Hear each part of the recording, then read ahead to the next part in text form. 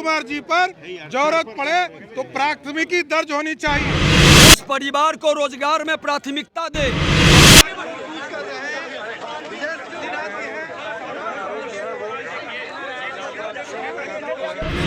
माध्यम से पूरे बिहार में शराब मंगवा करके बिकवा रही है, बनवा करके बिकवा रही है। सदन को ऑर्डर में लेके चलना चाहिए, तो सदन ऑर्डर में नहीं है। उसके बारे में विस्तार से चर्चा किया है, लेकिन सरकार की जो असंवेदनशीलता रही है उसको भी हम सबों ने विस्तार से बताया। और साहब, आप जनसंख्या नियंत्रण में बोलते हैं कि जन जागरण के द्वारा इसको कम करेंगे, लेकिन आप शराबबंदी है या फिर जो नशाबंदी है उसके लिए कोई जन जागरण अभियान नहीं चला रहे हैं। राज्यपाल महोदय से हम लोगों ने कहा है कि न्यायिक जांच कराई जाए। जो नमस्कार, मैं हूं खुशी और आप देख रहे हैं एक न्यूज़ 24।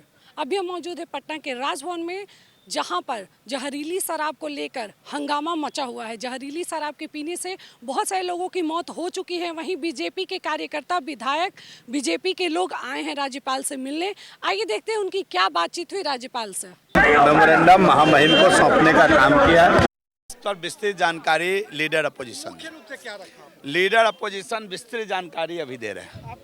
हो गया 6 साल से बिहार में ये कानून चल रहा है और कानून चलने के बाद भी यदि शराब बिक रहे हैं तो इसका दोषी सिर्फ और सिर्फ नीतीश कुमार है। और नीतीश कुमार जी पर जरूरत पड़े तो प्राथमिकी दर्ज होनी चाहिए। ये कानून का वायलेशन उनकी सरकार में हो रहा, वो गृह मंत्री है और उनके विधानसभा में कि वो मुआवजा नहीं देंगे। अरे ये तो क्लियर है ना कि गृह मंत्री कौन है? गृह मंत्री नीतीश कुमार जी हैं। तो प्राथमिकी दर्ज नीतीश कुमार पे होना चाहिए कि 6 बरस से कानून बिहार में है और उसके बाद भी शराब बिक रहा है। इसका ये प्रूफ है कि बिहार की जनता को नीतीश कुमार अब कानून का राज स्थापित नहीं कर सकते हैं। बीजेपी ने डिमांड किया है कि इस हाई कोर्ट के सिटिंग जज से आप वहां जांच कराइए पूरी तरह घटना को। मुख्यमंत्री जी हमारी मांग नहीं मानेंगे। हमने सिर्फ मुआवजा की ही बात नहीं किया है, उस परिवार को रोजगार में प्राथमिकता दे। और नहीं मानेंगे तो भारतीय जनता पार्टी इनके रीजन में, जो बड़े भाई छोटे भाई के रीजन में ये अपराध हुआ है, हर गांव और हर जिले के अंदर सूचीबद्ध करेंगे।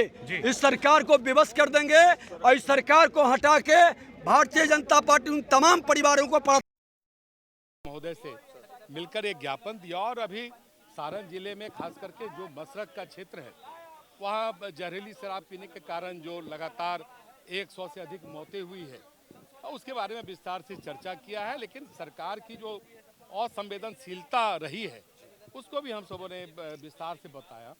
और बिहार विधानमंडल का सत्र चल रहा है और उस सदन में एक बार भी सरकार का आधिकारिक कोई बयान नहीं आ रहा है। और माननीय मुख्यमंत्री जी जिस प्रकार से उन्होंने कहा है कि जो पिएगा वो मरेगा, तो इस तरह की असंवेदनशील बातें नहीं करना चाहिए। दुर्भाग्य है कि जो जहरीली शराब से जो काल कलबित हुए वो गरीब परिवार के हैं। तो गरीबियों के प्रति सरकार के दृष्टि को स्पष्ट तौर पर इस तरह के जो बयान है वो दर्शाता है। और जिस प्रकार से सदन के अंदर भी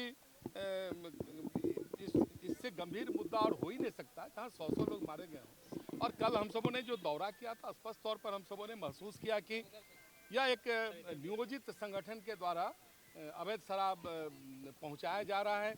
एक परिवार में जो उनकी माता जी थी, उन्होंने एक मोबाइल नंबर भी दिया और उस मोबाइल नंबर से होम डिलीवरी होता था।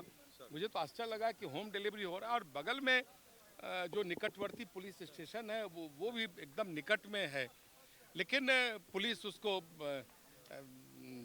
कहीं न कहीं जानबूझ के इस तरह के कारोबार को प्रश्रय दे रही है और बहुत दुर्भाग्यपूर्ण। कुछ और जगहों पे सर लोगों की मौत होने की सूचना मिली है। बिहार के कुछ और जिलों में भी सर सूचना मिली है। हाँ, अभी सूचना मिली है, हम उसकी पुष्टि अभी नहीं करते हैं क्योंकि मैंने सुना नहीं है। तो देखिए, स्वाभाविक है कि जो पूरा तंत्र कहीं न कहीं अवैध शराब कारोबारी के साथ जुड़ा हुआ है और इसके कारण बिहार में इस तरह की घटनाएं हो रही है। सरकार को सख्ती से इन सारी चीज़ों को रोकना चाहिए। सिस्टम में जो ईमानदार लोग हैं उनको लाना चाहिए। जो कहीं न कहीं ये जो नशाबंदी, पूर्ण नशाबंदी का समर्थन हम लोगों ने किया है, कहीं न कहीं वो दिखना चाहिए था, वो दिख नहीं रहा। अब तो और प्रचार करवाएंगे, इतने लोगों की जान गई, ये तो उदाहरण हुआ ना कि जहरीली शराब कितना खतरनाक है, शराबबंदी कानून।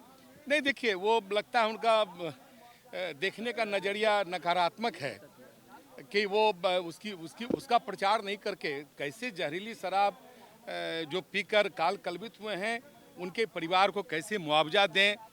उसमें तो देखिए दो तरह की बातें हुई थी कि हम उन्हें ये भी करेंगे, रिहेबिलिटेशन भी करेंगे, और उसके लिए एक योजना भी लागू हुई जिसमें अधिकतम 1 लाख रुपया उन्हें सहयोग करने का हम सबों ने पारित किया था कैबिनेट से, हमें याद है।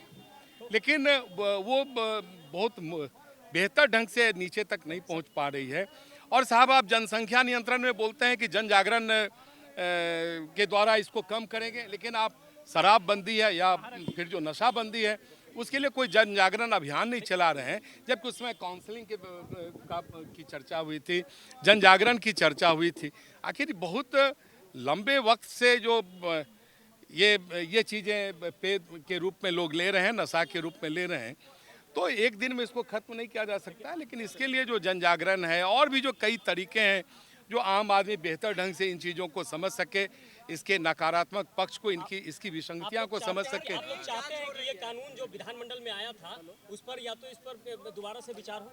नहीं, हम तो चाहते हैं कि इसे सख्ती से आप लागू करें और अपने उनका तंत्र जो बेईमान हो गया है वो बेईमानी खत्म होनी चाहिए। अगर तंत्र मजबूत होगा तो ये अवैध शराब का जो कारोबार है या जो ये वितरण व्यवस्था है उस पर रोक लगेगी। राज्यपाल महोदय से हम लोगों ने कहा है कि न्यायिक जांच कराई जाए। जो जिस तरह से शराबबंदी के नाम पर शराब बेचवाए जा रहे हैं, लोग मर रहे हैं, और जरूरत पड़े सरकार अगर इसी तरह सदन में भी प्रतिपक्ष की आवाज को दबाते रहे तो राष्ट्रपति की अनुशंसा करें, राष्ट्रपति शासन का। शराबबंदी को मतलब कानून जो चल रही है उसे हटा देना ही उचित है। नहीं, शराबबंदी रहे, लेकिन शराब बंद रहे, कागजी बंद नहीं रहे, और अपने पार्टी के लोगों के द्वारा व्यवसाय नहीं कराया जाए, और जो गरीब मरे हैं उनको मुआवजा दिया जाए, उनको उनके बच्चों का देखभाल किया जाए। क्योंकि ये सरकार की जिम्मेवारी है, वेलफेयर स्टेट है, कोई आतंकी स्टेट नहीं है। ये सरकार अपने लोगों के माध्यम से पूरे बिहार में शराब मंगवा करके बिकवा रही है, बनवा करके बिकवा रही है। इसके खिलाफ हम लोग आए थे कि इसकी न्यायिक जांच कराई जाए, जो भी अभी लोग मरे हैं उनको मुआवजा दिया जाए। इस विषय के लिए हम लोग राजभवन आए थे। क्योंकि सदन में हमारी बात नहीं सुनी जा रही है, सदन में हमारी बात नहीं सुनी जा रही है। प्रतिपक्ष के नेता का माइक बंद कर दिया गया है, कोई टेलीविजन नहीं चल रहा अंदर, केवल और केवल सत्ता पक्ष की बात दिखाई जा रही। इस पे राज्यपाल महोदय ने हम लोगों को आश्वस्त किया है कि हम इस पर कार्रवाई करेंगे और इस पर कोई ना कोई ठोस निर्णय देंगे। देखिए, विषय ये है लगातार पिछले 2 दिनों से कि हम लोग ये मांग कर रहे थे कि जहरीली शराब से गरीब और बहुत संख्या में छपरा में लोग मर रहे हैं, और आप यहाँ इस पर बहस करावें और इस पर सरकार इस पर क्या एक्शन ले रही है, अपराधियों को, दोषियों को क्या सजा दे रही है, और जो पीड़ित परिवार है उसके लिए क्या सहायता कर रही है, ये बात अनसुनी कर रहे हैं। लगातार हम लोग कह रहे हैं कि जो नियम है कि सदन को ऑर्डर में लेके चलना चाहिए, तो सदन ऑर्डर में नहीं है, लेकिन सदन जबरदस्ती चलाया जा रहा है स्पीकर से, और स्पीकर बिल्कुल सरकार स्पीकर बिल्कुल नज़रअंदाज करके और विपक्ष को हास्यास्पद स्थिति में ला दिया। तब हार थक कर हम लोग आज गवर्नर के पास पहुंचे हैं और त्राहिमाम संदेश दिए हैं कि ऐसे स्पीकर को, ऐसी सरकार को बर्खास्त करें। आज हम लोगों ने ज्ञापन दिया है, उन्होंने आश्वासन दिया है कि नहीं, ये हाँ आश्वासन दिया है, और ये कहा है कि ये बात गलत है, क्योंकि विपक्ष भी विधानसभा या किसी भी सदन का एक अंग होता है, सरकार का ही अंग होता है। विपक्ष अगर नहीं रहे तो लोकतंत्र नहीं रहे। तो आज उसका बिल्कुल मजाक 2 दिन से उड़ाया जा रहा है। इसी बात को हम लोग, और हमने हमारा कि ऐसे स्पीकर को तुरंत हटाया जाए। तो जैसा आपने सुना, वो गरीब जितने भी परिवार की मौतें हो गई हैं, लोग मर गए हैं, जिनके भी घर के, उनके लिए मुआवजे की मांग की है।